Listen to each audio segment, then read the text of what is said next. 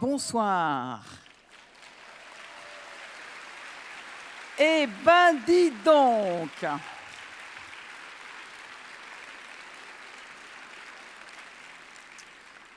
On se demande pour qui cette salle absolument remplie, un samedi à 17h, quand normalement tous les Lillois sont sur la terrasse à boire des bières parce qu'ils adorent ça.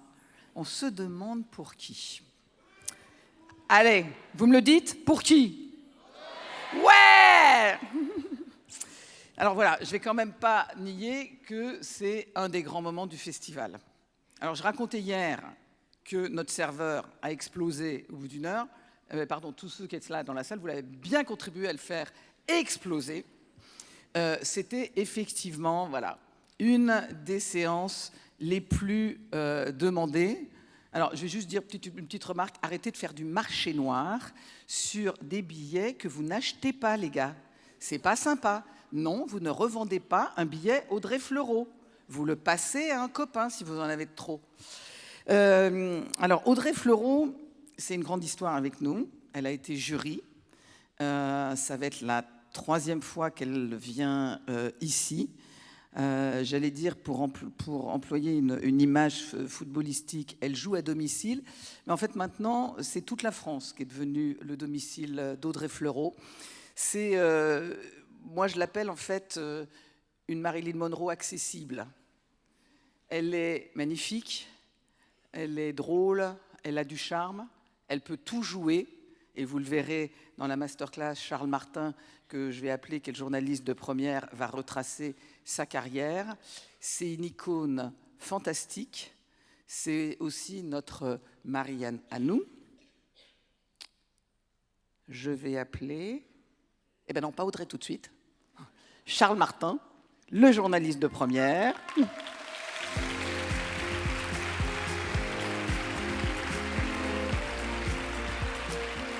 Et alors là, merci, parce que c'est un exercice quand même, d'abord d'une générosité extrême d'Audrey Fleurot, alors qu'elle vient juste de terminer le tournage, de nous accorder 1h30 de masterclass, mais je dois l'avoir, c'est un tonnerre d'applaudissements pour accueillir Audrey Fleurot.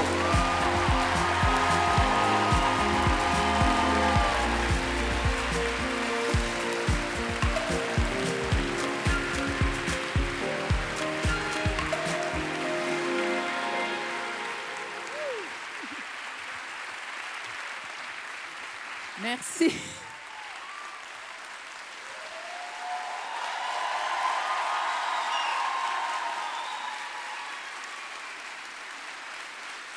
Et mes parents ne verront même pas cet accueil. Merci. Waouh, c'est super. Oh, c'est super impressionnant. Sacré entrée en matière. Je sais pas ce que vous attendez en plus. C'est vachement. Je me dis, ces gens ont fait la queue pour m'écouter parler d'une espèce de rétrospective de vieille actrice.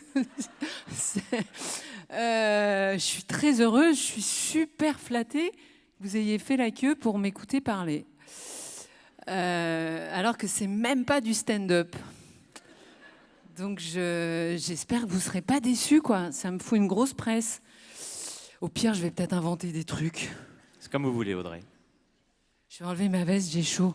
Allez-y.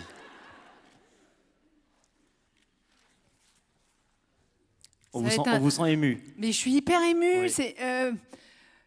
Vous vous rendez pas compte, c'est un truc en fait déjà je suis tellement heureuse de faire le métier que je rêvais de faire.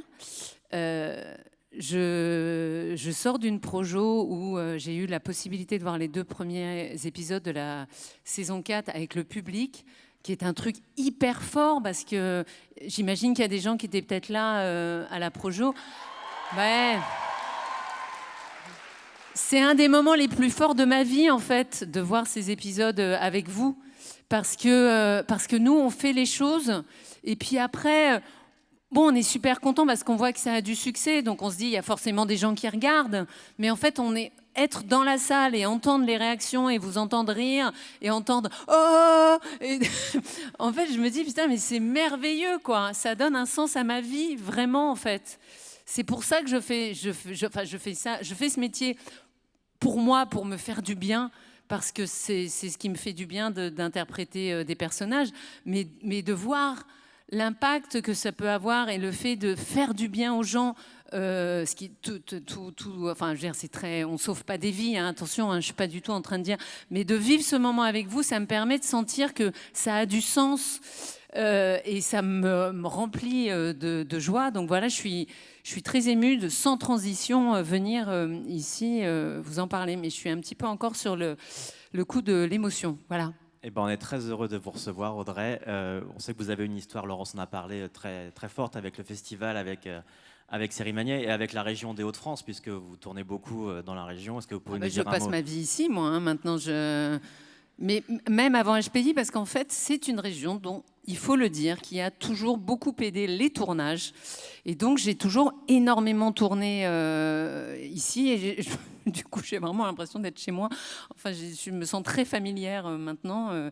Et je me souviens que quand je jouais au théâtre, quand je ne faisais que du théâtre, on allait toujours jouer les spectacles à Lille en premier, parce qu'on savait que c'était le meilleur public. Et donc, pour se chauffer, on démarrait toujours par Lille. C'est vrai. Après, quand on allait à Lyon, c'était beaucoup moins rigolo. On va donc remonter le fil de votre carrière pendant 1 heure, et puis après, je laisserai au public le soin de vous poser des questions et de vous interroger. Et on va commencer avec un premier extrait. On pourrait appeler ça des apparitions mémorables. On va commencer par l'extrait 1, s'il vous plaît.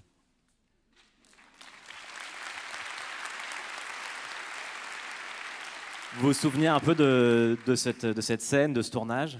Je m'en souviens très bien, parce que je crois que j'ai 22 ans. Hein, et je dois beaucoup à Alexandre, parce que c'est un des premiers à m'avoir fait tourner, et surtout à m'avoir fait tourner sans me faire passer de casting. Il m'avait vu jouer au théâtre à Lyon. Puisque j'ai fait mes études à Lyon, et les castings, c'est très très dur. Vous savez, moi j'étais complètement nulle en casting parce que je viens du théâtre et que j'étais habituée à m'adresser à des grandes salles, parce que j'ai eu la chance de jouer dans des beaux théâtres avec beaucoup de monde, et quand je passais des castings, je n'arrivais pas du tout à switcher avec une caméra qui était là. Je continuais à m'adresser à 1000 personnes, et donc on n'arrêtait pas de me dire moins théâtral, et je comprenais pas du tout ce que ça voulait dire. Je me disais, mais merde, j'ai pas fait toutes ces études pour au final ne pas jouer, et donc c'était super, et je perdais tous mes moyens en casting. Et je pense que s'il y avait pas des gens qui m'avaient fait tourner sans me caster, j'aurais sans doute jamais tourné. Et Alexandre est un des premiers à m'avoir donné un rôle. Faut savoir que Kaamelott, on a fait des épisodes totalement autoproduits, à l'arrache, comme ça, et il est allé démarcher les chaînes avec ces épisodes, et on était tous totalement inconnus. Et donc voilà, je lui suis très reconnaissante, même si le truc qui est génial, c'est que en plus, je me suis rendu compte à quel point Kaamelott repassait en permanence.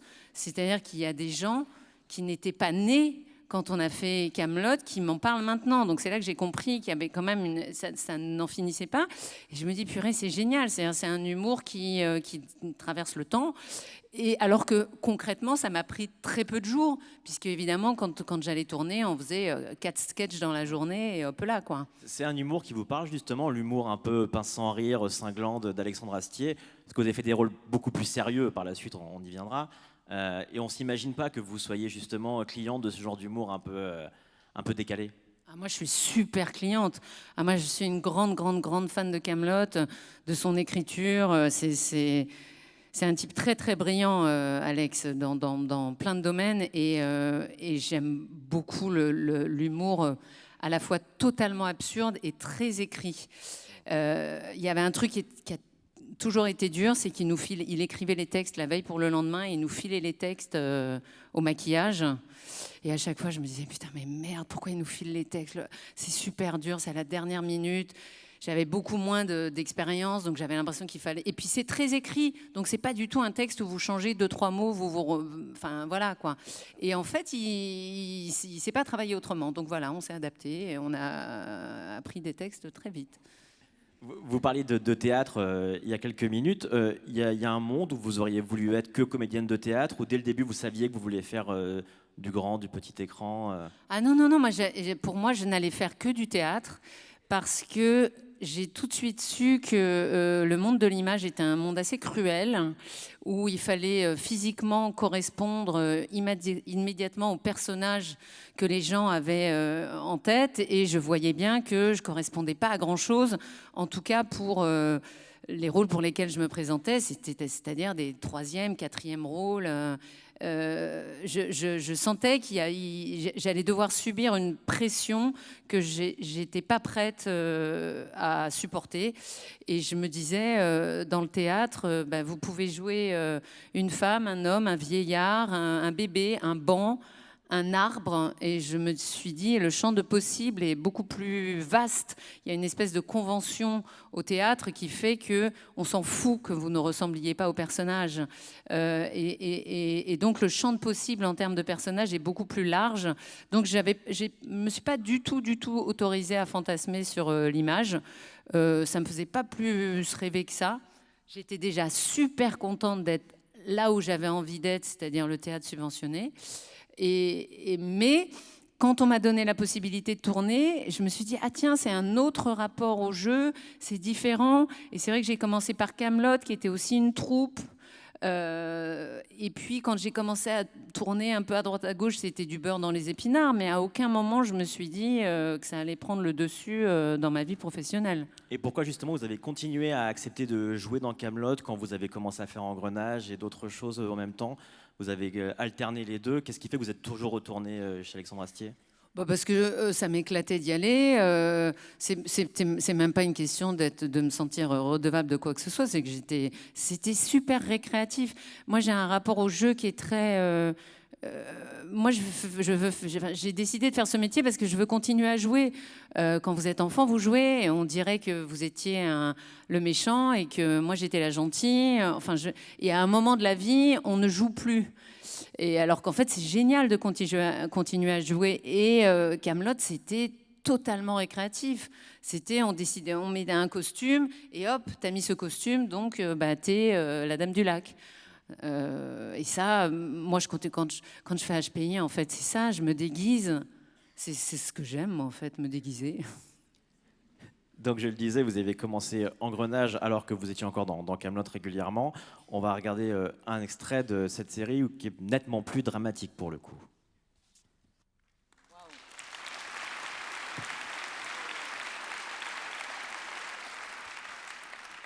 Donc Joséphine, c'est une avocate qui a toujours été un peu à la limite, on peut dire ça comme ça. Vous aimez bien les personnages anticonformistes? C'est quelque chose qui vous correspond? Oui, moi j'étais hyper heureuse qu'on me propose ce personnage parce qu'à l'époque, il n'y avait pas de personnage féminin carriériste, prêt à tout. C'était quand même un personnage qui avait pas de mec, pas d'enfant, pas de chat, pas d'amis. On voyait pas du tout ça, quoi. Elle était absolument prête à tout, et je me suis dit, purée, en fait, c'est avec le personnage de Laure Berthaud aussi, qui était joué par Caroline Proust. C'était la première fois qu'on voyait des personnages féminins qui avaient des caractéristiques masculines, traditionnellement masculines. Alors c'est vrai que maintenant, et heureusement, on est habitué à voir des personnages féminins, mais à l'époque, c'était quand même du jamais vu, quoi. Et ça m'a tout de suite beaucoup plu, mais comme c'est super rigolo de jouer les méchantes. D'ailleurs, j'étais un petit peu déçue que par la suite, ils me fassent prendre un virage. Vous n'avez pas trop aimé la fin d'Engrenage? J'aurais aimé qu'elle devienne la reine des mafieuses, quoi. Mais ils m'ont pas suivi sur ce coup-là. C'est comme s'ils s'étaient dit, ouais, mince, on a peut-être été un peu trop loin. La fin était trop normative pour vous? Oui, il y avait une promesse. Après, c'est aussi un pan de ma vie assez génial. Engrenage, je regrette pas un seul instant. C'était aussi, à mon sens, une des premières séries vraiment marquantes françaises. Donc, d'y avoir participé, c'est une grande fierté. Mais c'est vrai que j'aurais aimé vraiment que le personnage bascule du côté obscur parce que c'est plus rigolo à jouer, quoi. Vous avez tenté de faire entendre votre point de vue aux auteurs? Oui, mais alors à l'époque, j'avais pas beaucoup de points. Il faut quand même... déjà, j'étais bien contente de travailler. Donc, j'ai participé à un petit brainstorming. Puis on m'a dit, oui, chacun son métier. D'accord, voilà. Sympa. On a vu 2 extraits de vous, un dans Kaamelott, vous êtes très drôle, et un dans Engrenage, vous êtes beaucoup plus sérieuse. Vous arrivez très bien à jouer ces 2 côtés-là du métier de comédienne. Il y a ces 2 facettes-là en vous, chez Audrey. Il y a ce côté drôle, pince sans rire, un peu loufoque, et ce côté très sérieux, parfois un peu plus sombre. Bah, oui, enfin comme chez tout le monde, j'imagine, mais en tout cas, c'est vrai que j'aime bien les personnages qui sont pas tièdes, parce que je trouve que c'est très cathartique d'incarner des personnages. Je pense qu'il y a quelque chose de très psychanalytique dans le fait de jouer. Ça vous permet d'utiliser mettons 10% de vous-même, mais qui est un peu enfoui parce que c'est pas très classe et que c'est pas un truc que vous avez trop envie de mettre en avant.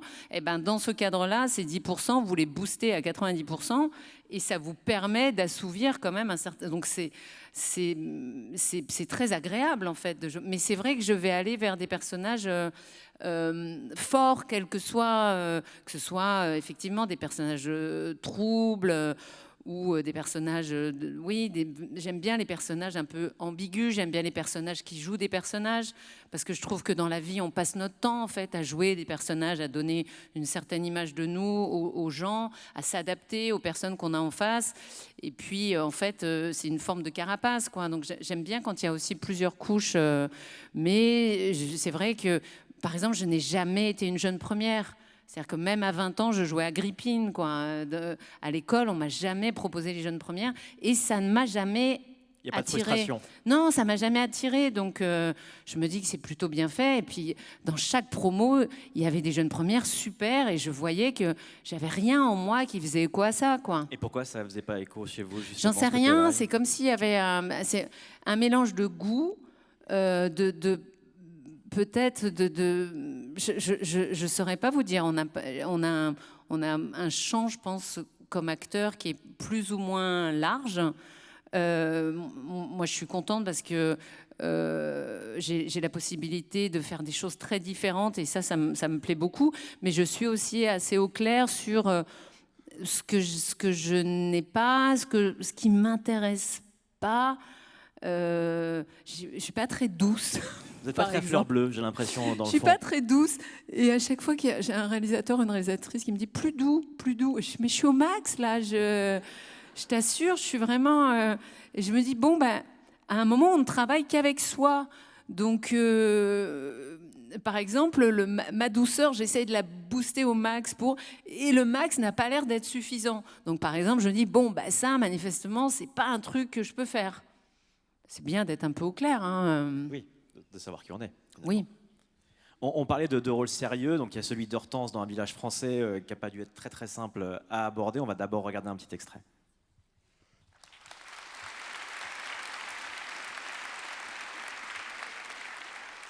Bon, Hortense, c'est ce qu'on peut appeler une héroïne un peu difficile à aimer, on va dire ça comme ça. Ce fut un vrai challenge pour vous d'incarner une femme amoureuse d'un nazi? Oh bah, c'est pas comme ça que je l'ai envisagé. C'est surtout ce que j'aimais, c'était enfin l'aventure du village français a été un truc assez génial quand même. On sentait que au-delà de la série, on prenait en charge une histoire collective sur un sujet qui était souvent pris en charge par le cinéma. Mais quand vous avez 90 minutes pour raconter la Deuxième Guerre mondiale, enfin l'occupation, c'est tout de suite beaucoup plus manichéen.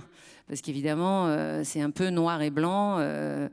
Et la série, le temps de la série permet vraiment de se mettre à la place de plein de personnages et de tirer les fils vraiment de tous ces personnages et donc d'avoir une vision, je pense, beaucoup plus globale de la situation et notamment c'est un petit peu facile pour nous parce qu'on sait que ils ont perdu la guerre, ils sont partis.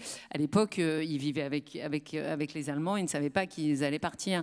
Mais pour moi, c'était plus une héroïne un peu bovarienne, quoi. C'est-à-dire, elle est mariée avec un homme beaucoup plus âgé qu'elle, et elle s'emmerde.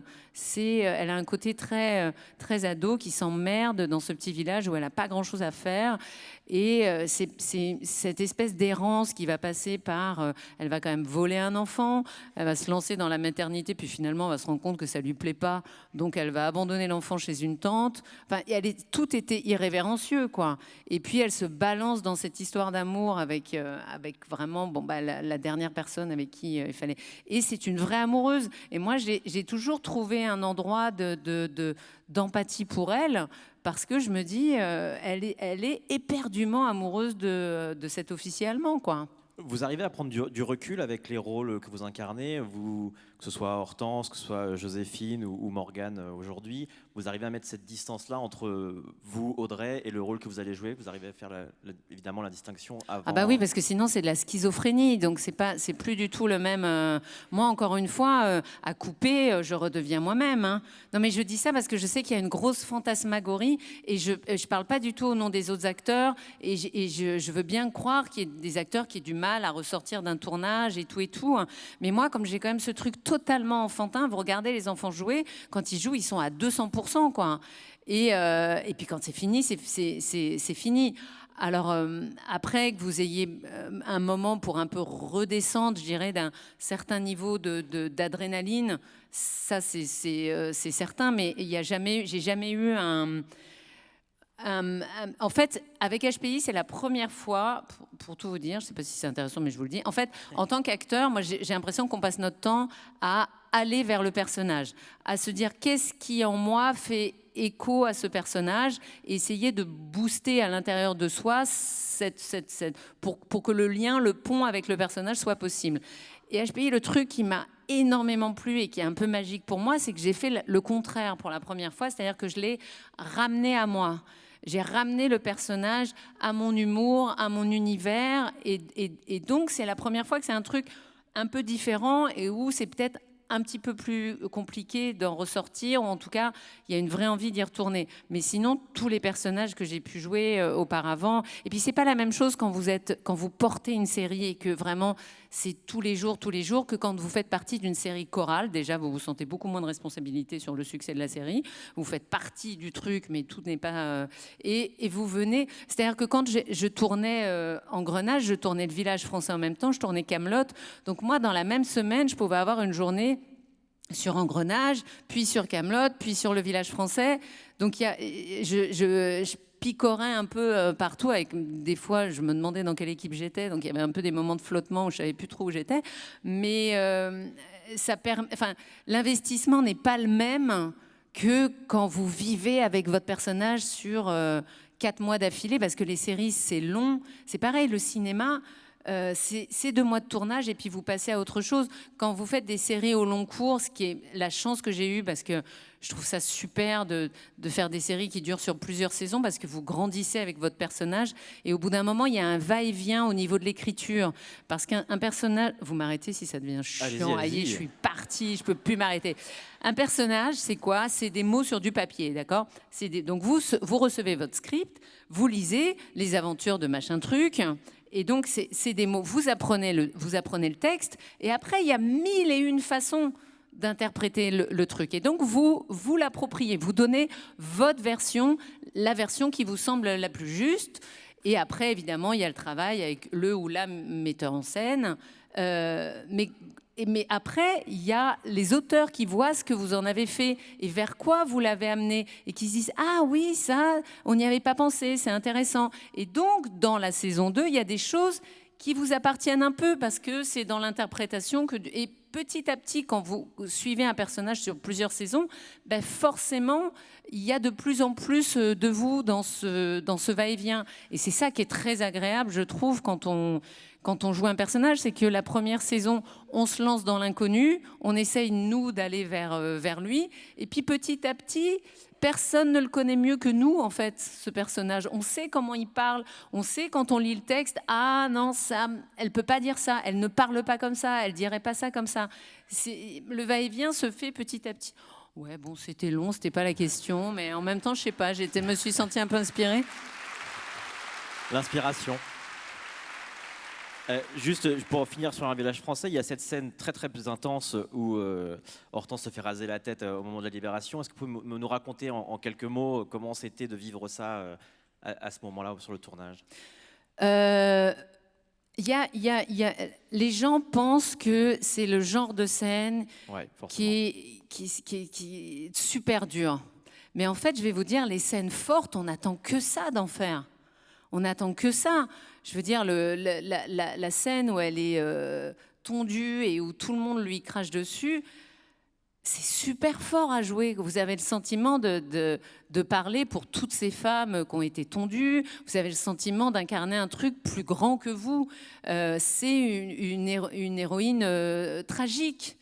Ce qui est beaucoup plus dur de faire, c'est des scènes du quotidien, passe-moi le sel, machin truc et tout, quand c'est pas très bien écrit, qu'il n'y a pas énormément d'enjeux. Ça, c'est vachement dur de donner de la vie à des scènes qui n'ont pas beaucoup d'enjeux, qui sont informatives, pour que vous, spectateurs, on vous remette bien les infos, parce qu'il y a eu la coupure pub, alors vous êtes peut-être un peu paumé sur qui est machin truc et tout. Et nous, quand on se tape ces scènes-là, c'est la mort, quoi, hein, parce qu'on sait que ça n'est que de l'info. Et il faut essayer de faire passer le truc pour que vous ne vous rendiez pas compte que ça n'est que de l'info. Ça, c'est chiant. Les scènes fortes, bien écrites, aussi traumatiques soient-elles, c'est un régal à jouer. Enfin, je veux dire, à partir du moment où on ne reste pas coincé dans le personnage, évidemment. Mais moi, j'adore ça. Et c'est vrai que je suis toujours un peu... les gens sont toujours, enfin, j'ai l'impression un peu bluffés par les larmes, par le drame. Mais vous savez, on a des... je vais tout vous balancer, vous allez être hyper déçus. On a tous on arrive tous à trouver des équivalences dans nos vies. On a tous vécu des trucs traumatisants, des choses tristes. On a des supports sur lesquels qu'on peut activer pour jouer les choses. Moi, je trouve ça beaucoup plus dur, la comédie. La comédie, c'est du rythme. Moi, je suis toujours plus épatée et plus bluffée par de la comédie. Mais je sais que c'est... je démystifie un peu les choses en disant ça, mais... On est là pour ça aussi. Ouais, enfin, je vous assure, ce qu'il y a de plus dur à jouer, c'est les scènes mal écrites. Où on se dit, on va jamais s'en sortir. Et attendez, non, il y a quand même un truc, c'est que quand j'ai commencé à tourner, et que évidemment j'ai fait 2 jours par-ci, 2 jours par-là, qui de Diane Van Fleek, qui de toutes ces séries où j'ai été guest et où j'ai vachement appris, parce qu'encore une fois, je venais du théâtre, et donc au début, c'était pas gagné du tout pour moi. Et ben, au début, je disais exactement le texte, parce que venant du théâtre, j'avais le sentiment qu'on ne touche pas à l'auteur. On ne peut pas changer le texte. Donc, je me retrouvais avec des textes que j'avais un mal fou à apprendre parce que c'était mal écrit. Et à un moment donné, le truc n'est pas français. C'est pour ça que tu n'arrives pas à te le mettre dans la tête. Mais j'avais le sentiment qu'il ne fallait pas changer le texte du tout. Et quand j'ai vu mes partenaires qui réécrivaient complètement leur texte, je suis allée voir en disant, mais on a le droit de changer le texte? Ah bah ouais, tu le mets à ta sauce. Ah bah ouais, l'important c'est d'avoir l'idée. Après, tu le mets à ta sauce. J'ai fait, waouh! Mais moi, je me galère avec des textes qui sont pas possibles à dire. Tu m'étonnes qu'on est mauvais quand le... Et à partir du moment où j'ai compris que les auteurs ne se relisaient pas à haute voix et qu'on avait la possibilité de dire la même chose avec nos propres mots, eh ben, ça a changé ma vie quand même. Hein. Sans transition. On a parlé de théâtre, on a parlé de télé, on va parler un petit peu de cinéma avec cette scène totalement culte.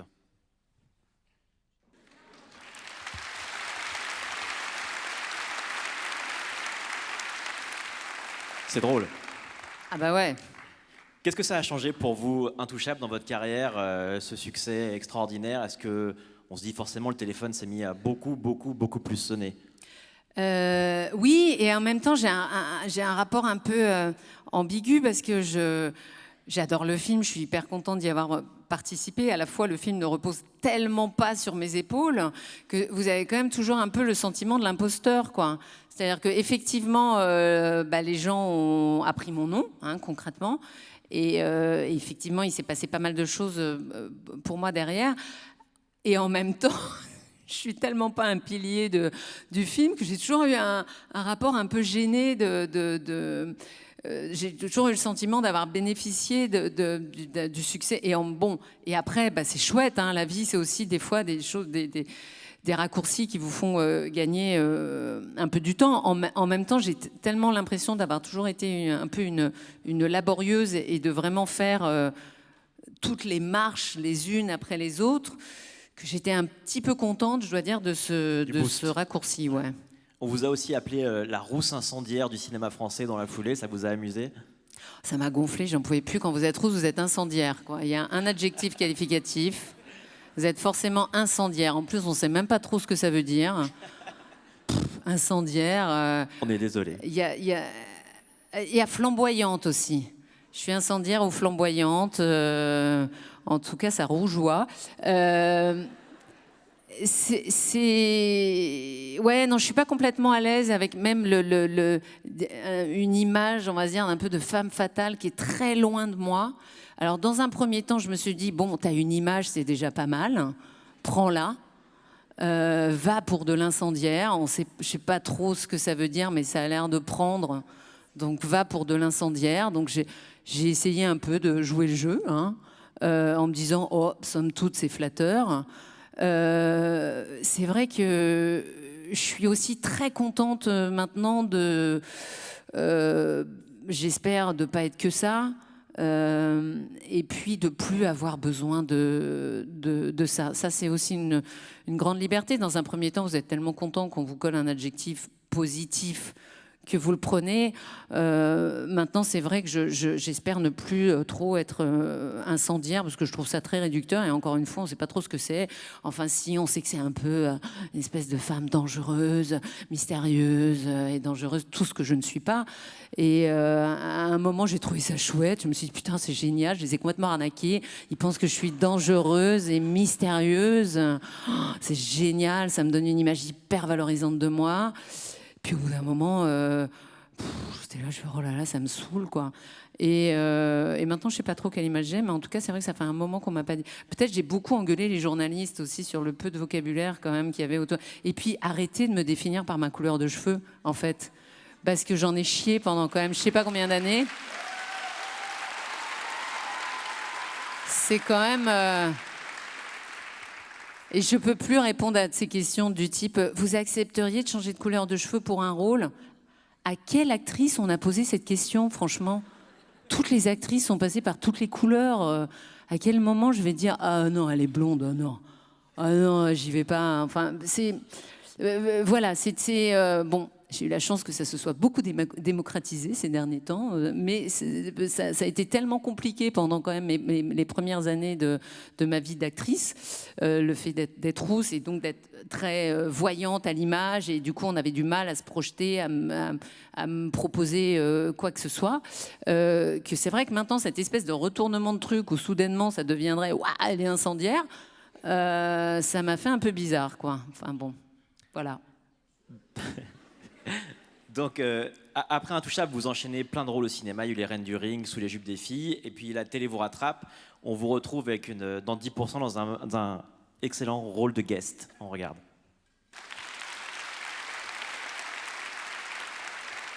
Ça vous a amusé de jouer ça, de montrer un peu l'envers du glamour de vie d'actrice? Ah bah oui, beaucoup. Moi, je fonctionne beaucoup sur l'autodérision, hein. C'est ce qui me plaît le plus, en fait, même si ma vie est très éloignée parce que tout le monde est persuadé que c'est réellement moi, mais en fait c'est un personnage, hein. Ouais, non, ça m'a beaucoup amusée. J'ai été sidérée du succès sur le papier. Je me suis dit, mais qui ça va intéresser, la vie des agents? On est quand même sur un microcosme. Et en fait, c'est comme toutes les bonnes séries, c'est-à-dire que quand vous racontez bien les histoires, on se passionne pour tous les microcosmes, en fait. Et surtout, on découvre voilà, un métier que la plupart des gens connaissaient pas. Donc, non, je suis très fière parce que moi, j'ai fait partie de la saison 1 quand personne ne voulait y aller, je tiens à le dire, hein, et qu'après, tout le monde a voulu y aller. Mais non, c'est un super souvenir. Vous disiez ce matin, on s'est croisés ce matin, que vous étiez plus à l'aise sur un plateau que dans la vraie vie. Qu'est-ce que vous voulez dire par là? Parce que je trouve que c'est plus confortable de jouer un personnage que le quotidien, que la vraie vie. Et c'est vrai que bon, il y a une forme de fuite aussi dans le fait d'incarner des personnages. Les tournages, c'est aussi la vie en plus intense. C'est créer quelque chose ensemble, un objet ensemble. C'est la troupe. Et moi, j'adore ça. J'adore ça. Je suis très accro à ça, en fait, à cette adrénaline d'inventer des choses, de créer un objet ensemble. Et quand cet objet rencontre son public, c'est vraiment merveilleux parce qu'encore une fois, ça donne un sens à ce qu'on fait, quoi. Donc, du coup, c'est vrai que c'est très addictif et en même temps, c'est pas la vraie vie, donc c'est un peu particulier, mais je trouve que la vraie vie, elle est compliquée, je trouve que le monde va mal et qu'il y a une façon pour moi aussi de me protéger à travers les personnages. Ouais. Ouais, vous mettez beaucoup de second degré là, dans cet extrait de 10%. Vous parlez d'autodérision. C'est pour ça que vous avez accepté de faire LOL sur Prime Video, d'aller vous mettre en danger dans une maison avec des humoristes. Pourquoi est-ce que vous avez dit oui à ce projet-là? Vous étiez dans la saison 2, je crois, si je dis pas de bêtises. Parce que moi, j'ai toujours été très, très, très admirative des humoristes. Je trouve que c'est super culotté de monter sur scène et de faire des blagues. C'est quelque chose qui m'a toujours un peu attirée aussi. Et moi, j'aime les challenges, en fait. J'aime bien sortir de ma zone de confort. En fait, l'adrénaline, elle vient de là. C'est-à-dire que après Engrenage, on m'a proposé mais 15 Joséphine Carlson, j'aurais pu continuer toute une carrière de sous Joséphine Carlson. Et je me dis, bah non, c'est con, ça je l'ai fait. Essayons d'être un peu patiente et de voir si je peux pas faire un truc différent. Et c'est vrai que j'ai eu la chance, enfin la chance, c'est aussi des choix, hein, de faire des choses. Si on m'y attend pas, ça m'intéresse en fait. Si je suis pas la personne à qui on penserait immédiatement, ça peut m'intéresser. Et l'exercice, je me dis, tu n'as rien à y gagner. A priori, tu vas être qu'avec des gens qui sont des vrais humoristes, qui maîtrisent super bien la vanne, l'impro et tout. Et je me suis dit, purée, j'ai envie de le faire, quoi. Je me dis, j'ai envie de vivre le truc. Et c'est assez fort, quoi, comme expérience. Hein. Vous êtes quand même on est enfermé quand même 15 heures. Il y a des moments de fatigue totale, il y a des moments de déprime, il y a des moments de vous dites je vais jamais y arriver.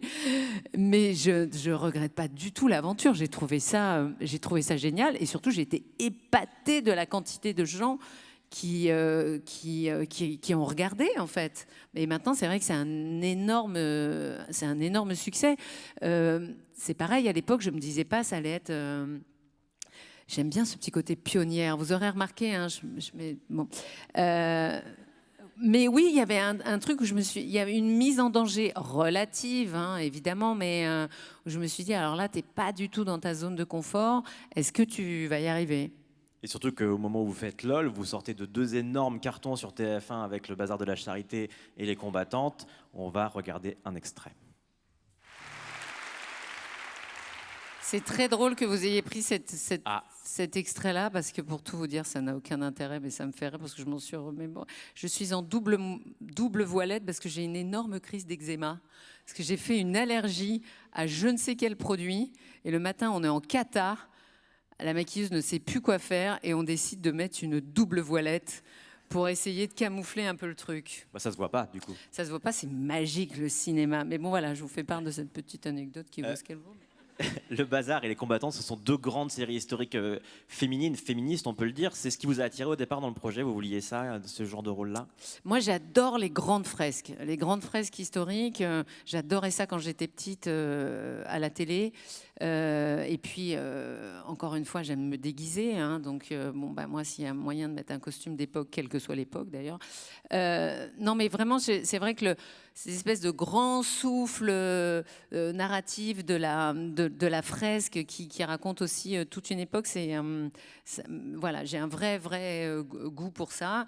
Et puis, c'est toujours voilà, des personnages féminins forts. Vous avez créé des liens forts sur le plateau avec Camille Lou et Julie Debona. Vous avez fait 2 grandes séries avec elles. Vous avez réussi à nouer quelque chose de fort? Oui, mais, bien sûr, c'est quand même des aventures, c'est long, on s'embarque quand même, mais on ne s'est pas tant croisés que ça en fait. Donc c'est vrai qu'on ne s'en rend pas compte à l'image, mais on n'est pas sur les mêmes décors, c'est comme si c'était des parties du tournage différentes en fait. On s'est croisés au HMC, mais pas tant que ça en fait. Mais vous allez vous retrouver, je crois, pour une 3e série historique pour TF1 en préparation. Est-ce que vous pouvez nous en dire un peu plus ou pas du tout? Ah bah non, je peux pas encore vous en dire quoi que ce soit. Ah bah non, j'ai pas du tout droit. Ah, je tentais ma chance, on sait jamais. Bah ouais, nice try. Et bah du coup, on enchaîne, parce que vous êtes très occupé en ce moment par une petite série qui commence à bien marcher, qui s'appelle HPI. Voilà, Morgane Alvaro, pour ceux qui ne la connaissent pas encore.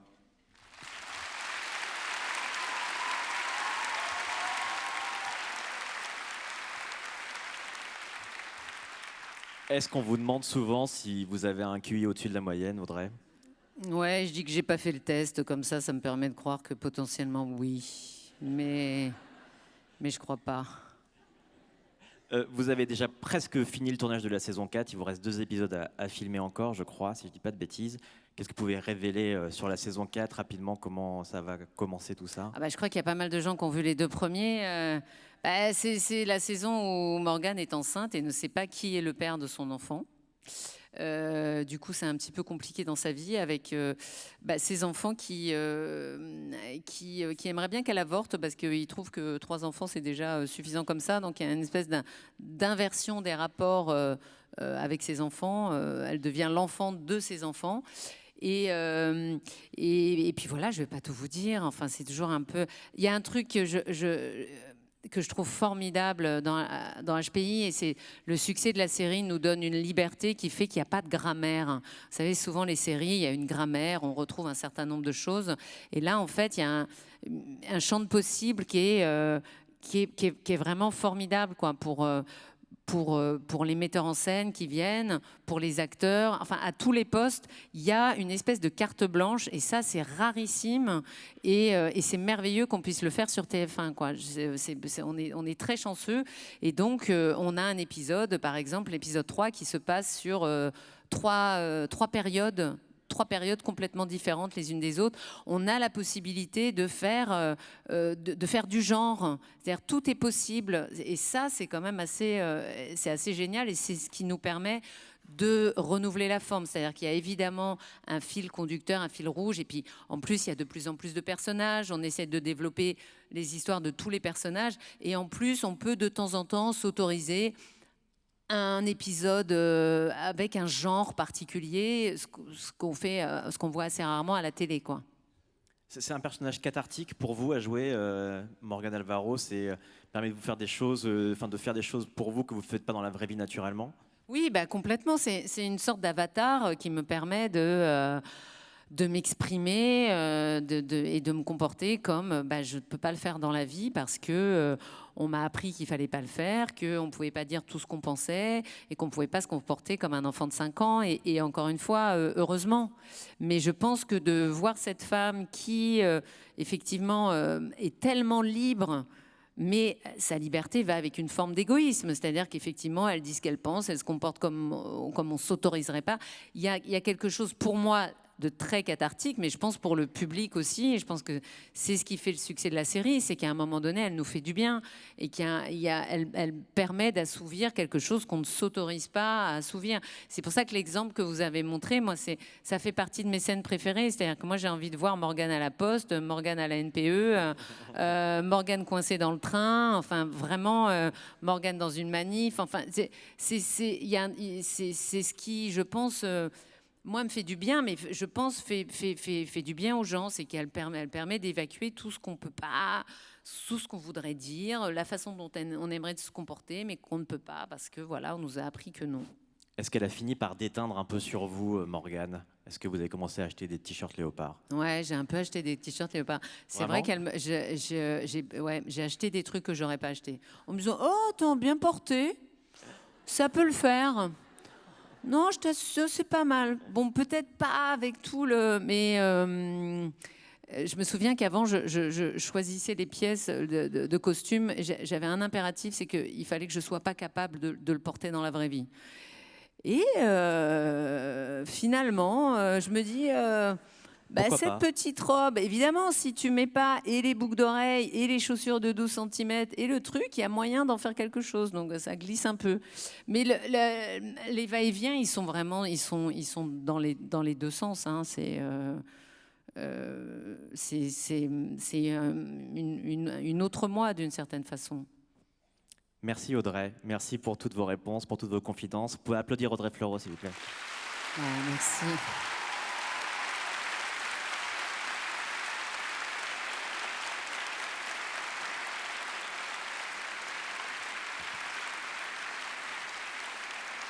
J'espère que c'était intéressant.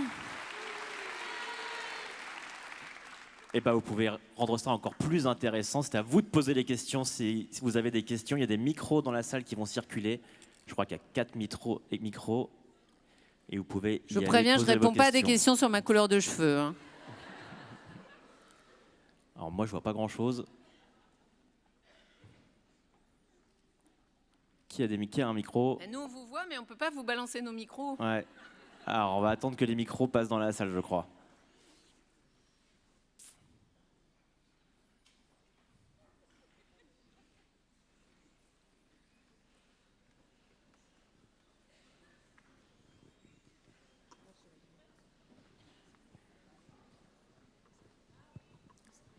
Oh la vache, j'avais pas vu qu'il y avait du monde tout là-haut aussi. Pardon, mais je crois que je vais faire une photo. Vous voulez? Putain, j'ai pas mon téléphone. Est-ce que vous voulez que je vous prenne en photo avec mon téléphone? Non, parce que mes parents vont pas me croire. Mes proches ne vont pas me croire. Vous voulez que je vous prenne en photo avec mon téléphone? Mais je vous en supplie. Attendez. Je me mets là et je vous prends en photo. Bon, souriez, hein. Je cache des gens ou ça va?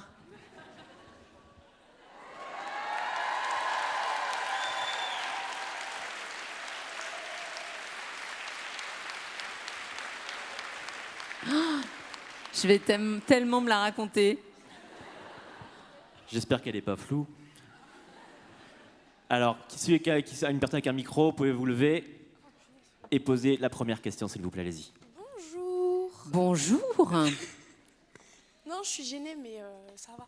Moi, j'ai une question pour HPI. Est-ce que je dois te tutoyer ou je dois te vous voyer? Je suis tellement jeune, tu peux me tutoyer. On a vu ma rétrospective, hein, vraiment, on sait que j'ai vraiment démarré avant-hier, donc... Est-ce que tu as l'impression que HPI, avoir tourné dans HPI et avoir incarné le rôle de Morgane, ça a changé ta vie ou pas du tout?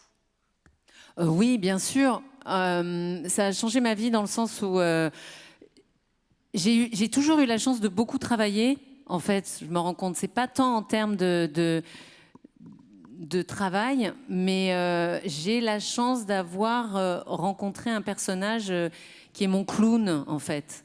Et j'espère que je vais faire plein de choses après, mais je sais que pour moi, HPI aura toujours une saveur particulière parce que ça m'a permis de m'exprimer comme jamais, en fait. Et je pense que c'est une chance incroyable. Moi, je pense qu'il y a plein d'acteurs qui ont des carrières formidables et qui n'auront jamais cette carte blanche que j'ai eu l'opportunité d'avoir en fait. Et ça, c'est une chance incroyable. J'ai l'impression que c'est mes sopranos, vous voyez. Je suis un peu James Gandolfini quand on lui propose les sopranos. Le mec bosse depuis très longtemps, mais à un moment, il y a une rencontre entre le personnage et l'acteur qui est très intime et où vous avez l'impression qu'il y a énormément de vous-même dans le personnage. Et ça, c'est rare. Vous pouvez jouer des personnages passionnants, vraiment, et j'ai eu beaucoup de chance, mais cet endroit d'intimité, je suis pas sûre que je l'aurai de nouveau, en fait. Donc, et en ça, c'est très particulier et ça a changé ma vie. Évidemment, en termes de notoriété, parce qu'on a la chance d'avoir ce succès énorme. Et là où c'est très, très fort pour moi, c'est que j'ai mis tellement de moi dans ce personnage, c'est tellement mon double, on va dire, que le succès me bouleverse parce que ça me touche très, très intimement, en fait. Je pense que si la série avait été un échec, ça aurait été sans doute douloureux pour moi, parce que je me serais énormément impliquée, j'aurais mis beaucoup d'intime en fait dans ce personnage, et c'est vrai que si la porte s'était fermée, je pense que j'aurais eu du mal à m'en remettre, quoi. Donc oui, ça a changé beaucoup de choses. Une autre question. Bonsoir Audrey. Bonsoir. Votre premier amour, c'est le théâtre. Vous avez Oui. commencé par le théâtre. Oui. Là, vous vivez une carrière fulgurante. Alors, juste petite dédicace sur les combattantes, parce que je vous ai trouvé phénoménal sur cette Merci série. beaucoup, merci beaucoup. Euh, Merci. Je voudrais savoir, là, vous faites de la télé, du cinéma. Est-ce qu'un jour, vous allez revenir à votre premier amour, qui est le théâtre? Bah, bien sûr, ça me manque énormément, le théâtre. Le problème, c'est que je développe aussi des choses, moi, maintenant, de mon côté. Et je me dis, oh là là, non, mais là, en fait, c'est très compliqué de me dire, je vais me bloquer du temps pour le théâtre, parce qu'en fait, sinon, en fait, ça ne rentre pas, concrètement. Mais ça me manque beaucoup, et je sais que quand les choses freineront pour moi, parce que nécessairement, avec l'âge, les choses vont freiner, c'est normal, j'aurai énormément de plaisir à retourner au théâtre. J'espère. Vous m'aurez pas oublié. Bonjour Audrey. Bonjour. Où êtes-vous? En haut, au milieu Oui. là. Oui. En haut. Déjà, j'espère que vous allez bien et que vous n'êtes pas trop fatigués du tournage. Donc merci d'être là pour nous, c'est super. Je pense que je parle pour tout le monde. J'avais une question, moi c'était, quel est le rôle que vous avez préféré incarner, que ce soit techniquement ou juste pour vous, enfin du kiff. Voilà, merci. Bah, je suis obligée de vous dire HPI, hein, parce que moi, je suis toute excitée quand je reviens, quoi. Je me dis, oh, j'ai hâte de lire les nouvelles aventures. Encore une fois, HPI, c'est le personnage qui m'est le plus intime. Donc, forcément, et je sais déjà que ça va être douloureux d'y mettre un terme, en fait. Mais je pense que c'est bien aussi de ne pas faire la saison de trop, de ne pas lasser les gens. Donc voilà, donc je commence un peu à me préparer à l'après. Mais la saison 4 ne sera pas la dernière. La saison 4 ne sera pas la dernière.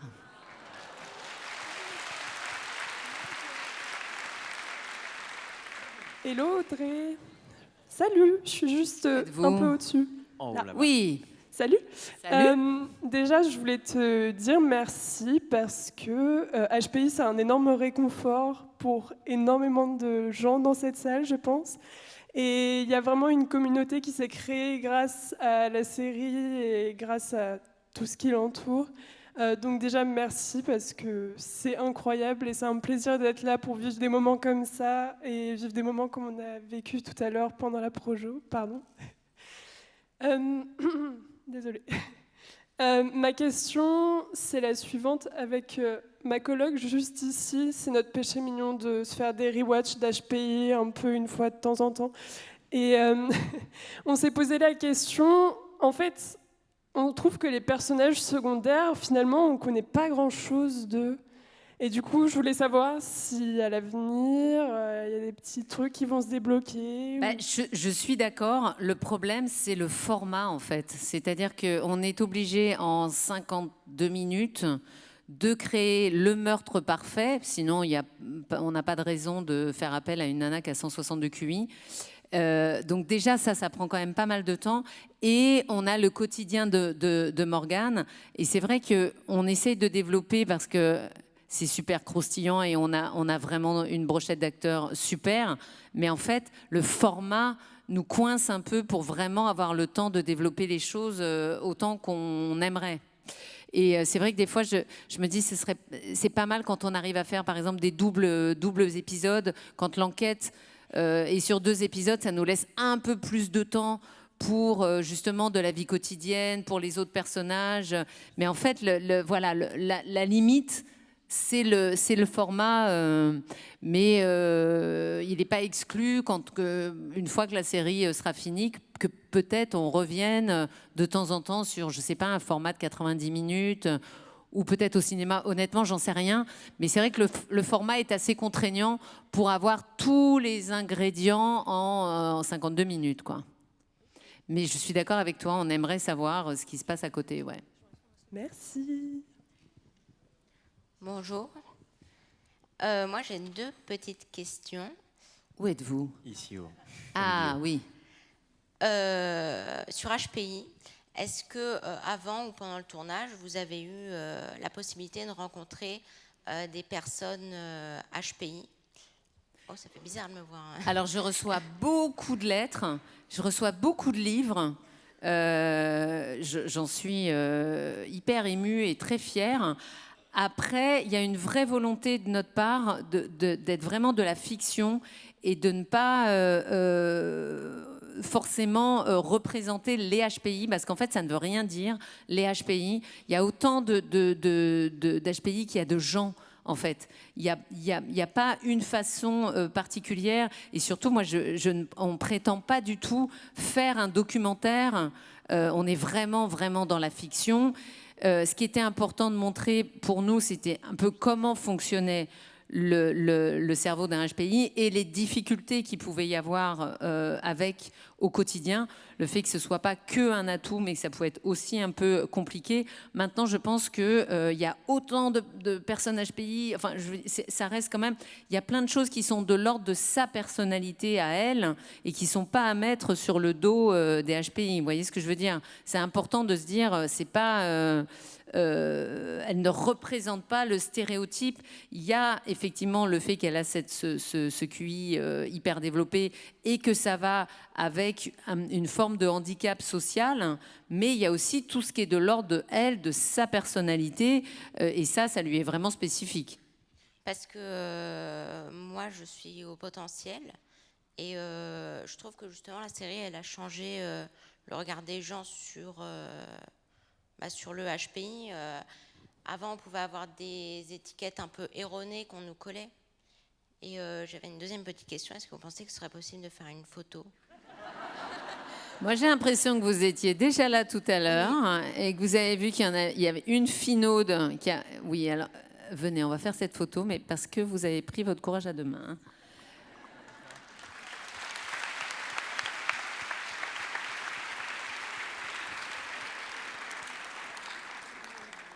Allez, venez sur scène.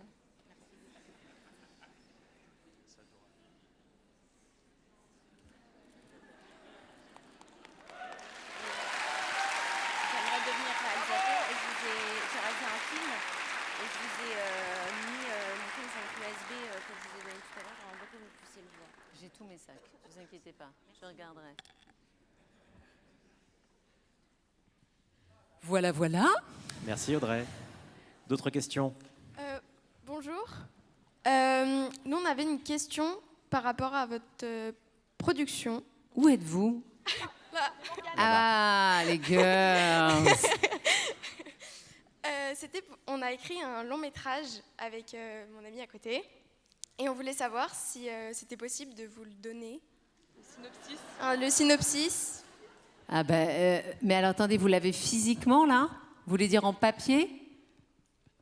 Tiens. Alors non, parce que de base, c'était pas prévu de vous poser la question maintenant. Bah, je vais vous laisser une adresse mail. On veut bien du coup, si c'est possible. Eh ben voilà.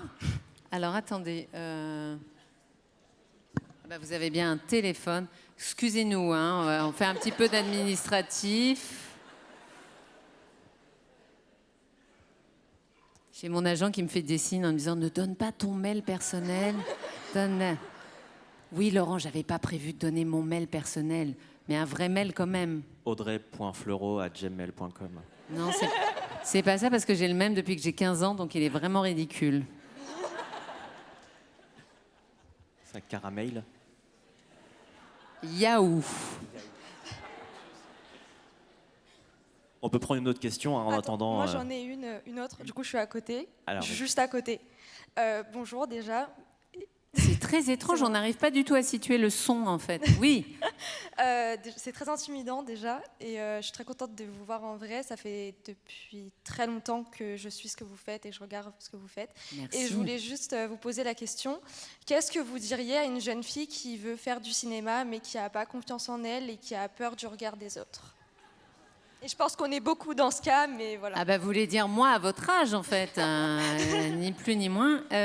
En fait, je trouve ça très compliqué de donner des conseils. Déjà parce que je pense que le monde d'aujourd'hui n'est pas du tout celui dans lequel moi j'ai démarré. J'ai l'impression qu'il y a 1001 façons de démarrer dans ce métier.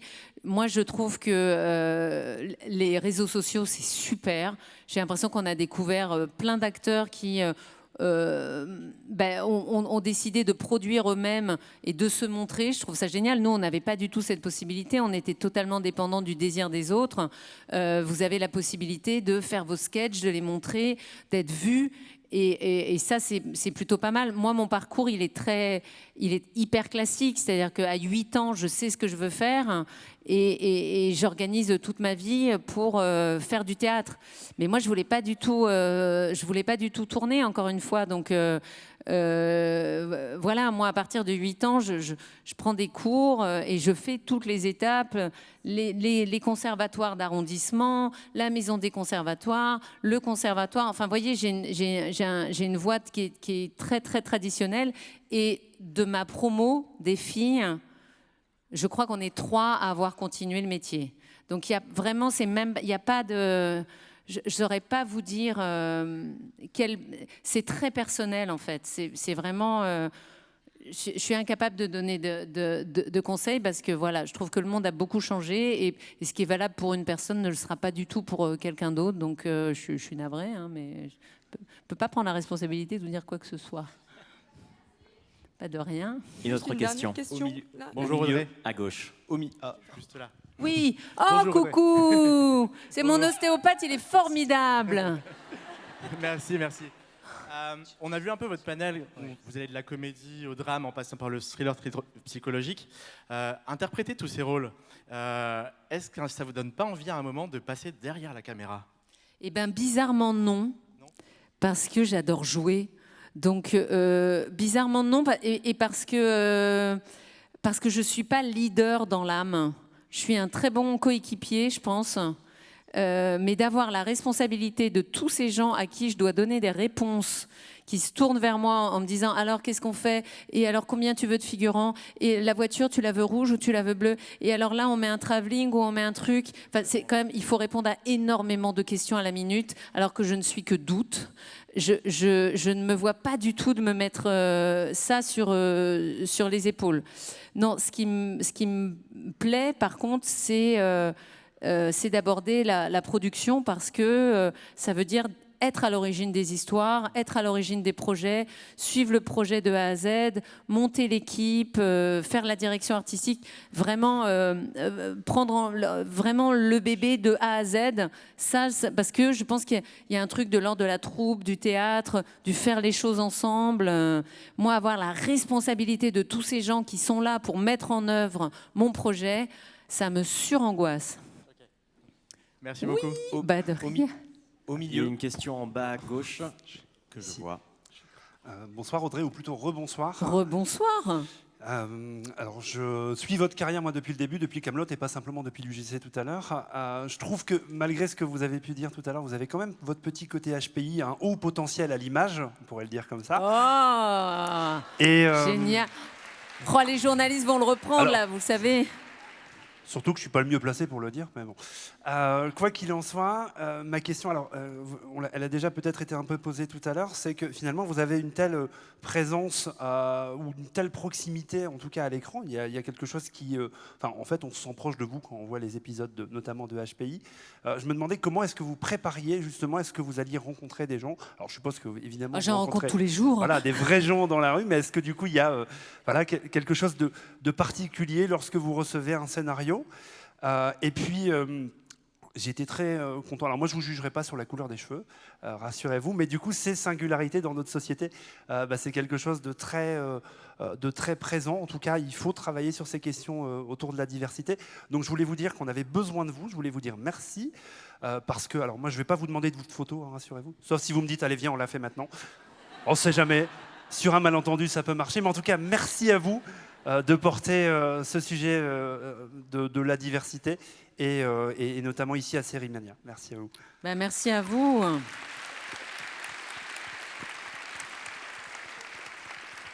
On a le temps de prendre encore 2 ou 3 questions, je pense. Au premier balcon, est-ce que vous m'entendez? Premier balcon. J'ai envie Oui. de bouger mon micro, madame. Mais- Je ne peux pas. Merci beaucoup Audrey. Je ne sais pas si vous me voyez. Je vous fais Oui. des grands Au premier signes balcon, droit devant Audrey, vous. là-haut. Où êtes-vous? Droit devant vous. Au Je milieu, suis là. en haut. Oui. C'est moi. Merci pour tout. Merci pour ces échanges. J'étais à la projection à l'UGC. Merci de m'avoir fait rire. Merci de m'avoir ému. C'était vraiment un moment très particulier. Merci beaucoup. Et ma question, c'était concernant le théâtre et le cinéma. Est-ce que vous avez eu un modèle masculin ou féminin, que ce soit au théâtre, sur le petit écran ou au cinéma? Merci beaucoup. En fait, mon envie de théâtre, elle n'est pas du tout liée, comme beaucoup de gens, à des acteurs. Moi, j'ai découvert le théâtre avec Au Théâtre ce soir. Ma grande passion, c'était Jacqueline Maillan. Mais je peux pas dire que mon envie de théâtre, elle vienne d'acteurs que j'aurais vus, qui m'auraient fascinée, auxquels je me serais identifiée. Ça a été quelque chose de l'ordre du viscéral, en fait. C'est que c'est pas prétentieux quand je dis ça, mais je savais que ce serait ça et rien d'autre, en fait. J'avais une espèce de conviction que c'était mon moyen d'expression et de protection aussi, parce que j'étais pas forcément armée pour la vie, et j'ai senti que le monde des histoires, en fait, moi, il n'y a rien qui m'intéresse plus que de raconter des histoires et qu'on me raconte des histoires, en fait. Donc c'est pas lié. Je sais qu'il y a beaucoup d'acteurs qui ont voilà. Mais moi, c'est de l'ordre de l'intime. C'est pas parce que je m'identifiais à qui que ce soit. Mais j'étais très fan de Jacqueline Maillan, qui était quand même un génie. Ben, merci à vous. Il y a des questions devant, si vous voulez. Bonjour. Un micro devant. Sinon, il y a là-haut, tout en haut. Bonjour Audrey, je m'appelle Taïeb. On est venu T'es où, avec ma Taïeb? classe. Je suis là, En haut à juste gauche. en haut là. Eh, putain, il y a des gars, ouais. Parce que j'ai beaucoup de filles et je suis Il y a hyper toute contente une- d'avoir beaucoup de filles, mais ça me fait toujours un peu plaisir des jeunes gars. Il y a toute Ouais. une classe de cinéma qui vient de Luxembourg tout le week-end au festival. Et vous Et, êtes venus à ma masterclass, purée. Ah bonjour. Très fan de vous. Et en gros, c'est un peu compliqué à expliquer, mais ma petite sœur, elle regarde HPI. Notre petite sœur à tous, finalement, elle regarde HPI depuis le début. Et elle est très fan de vous. Elle adore le cinéma. Elle aimerait être actrice comme vous. Est-ce que c'est possible de juste faire une petite dédicace à Chiara et l'inspirer, enfin l'encourager à devenir actrice, si c'est possible? Bah, bien sûr, c'est tellement le moment là. Bah, Attends, je me suis dit. on va faire ça avec tous les gens, il n'y a aucun problème. Merci. Alors attends, vas-y, sors ton téléphone, on va faire ça avec tout le monde, Sortez ça vos vous dérange téléphones. pas? Sur mon téléphone. Ça va prendre 2 secondes, vraiment. Ok, tu me dis, hein. Comment elle s'appelle, Chiara? Chiara, ouais, 12 ans, de Luxembourg. Attends, mais filme plus près. Ok, vas-y, c'est parti. C'est parti ou pas? Oui, c'est bon. Eh, merci. vous êtes en école de cinéma ou pas? Oui, on est dans une école de cinéma. Eh ben, faut appuyer sur play. Allez. Le bouton au milieu. Il va faire un travelling, je pense. Vas-y. C'est Tipar? Oui. Bon, Chiara, c'est Audrey Fleurot. Écoute, j'ai réuni tous ces gens uniquement. Let's go. Uniquement pour te dire, vas-y, t'es la meilleure. Ok? Oh, merci beaucoup. Merci. On va avoir le temps de prendre une dernière question. Alors, bonsoir, Audrey. Bonsoir. J'ai, Bonsoir. Oui. Ici, à droite. Alors, bonsoir Audrey. J'ai beaucoup d'admiration pour vous.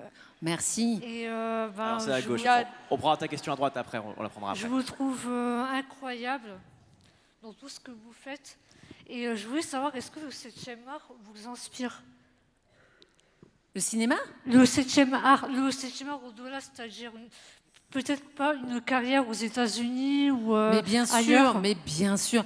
Non, comment... J'ai bossé un peu en anglais et j'ai vraiment adoré ça. J'ai trouvé ça chouette. C'est aussi un challenge, quoi. C'est pas un... Mais de là à partir aux États-Unis pour tout redémarrer à zéro, sachant qu'ils en ont des actrices, hein, vraiment, j'avoue que non. J'ai un peu la flemme. En fait, j'ai l'impression que c'est un projet qu'on fait genre à 20 ans avec une espèce d'envie d'aller se tester un peu là-bas. À 45, moins, vous voyez? Dans le sens où ça marche pas mal pour moi. J'ai mes enfants qui sont scolarisés ici. J'avoue que c'est toute une orgasme. Je me sens pas de me lancer là-dedans maintenant. D'accord. Et je vous aime beaucoup. Merci beaucoup. Merci. Allez, la dernière question à droite, la jeune fille à droite. Au milieu, vous êtes les laissés pour compte, hein. Vous pensiez que vous aviez les meilleures places, mais en termes de micro, vous l'aurez jamais. Je suis désolée, hein. Si vous voulez poser des questions, à mon avis, il faut vous mettre sur les extrémités, hein. Mais je peux pas, si. Du coup, moi, de base, j'étais tout en haut, mais il n'y avait pas de micro pour pouvoir poser les questions. Eh ben voilà une bonne initiative. On va jusqu'au micro. On n'attend pas qu'ils viennent. Du coup, voilà. J'ai deux petites questions. La première, c'est assez personnel, on va dire. Vous Mais avez c'est- écrit sur votre téléphone les questions? Oui. Ok. Ah ouais, Bah, ouais, comme ça, j'oubliais pas. Bah bien sûr. Bien sûr. Alors, allez-y. Comment faire pour pouvoir avoir un rôle? J'y arrive pas, même avec les castings. J'ai l'impression de ne jamais correspondre. Et puis, comment faire face au chômage? Car c'est possible de ne pas avoir de rôle pendant un petit temps. C'est super compliqué parce que, encore une fois, moi, j'étais nulle en casting. Je pense sincèrement que si des gens ne m'avaient pas vu jouer au théâtre et ne m'avaient pas proposé des rôles directement, je n'aurais jamais tourné. Donc, je suis vraiment mal placée pour donner des conseils parce que c'est dur, les castings, parce que c'est dur déjà d'en obtenir. Effectivement, il faut correspondre physiquement, un peu immédiatement.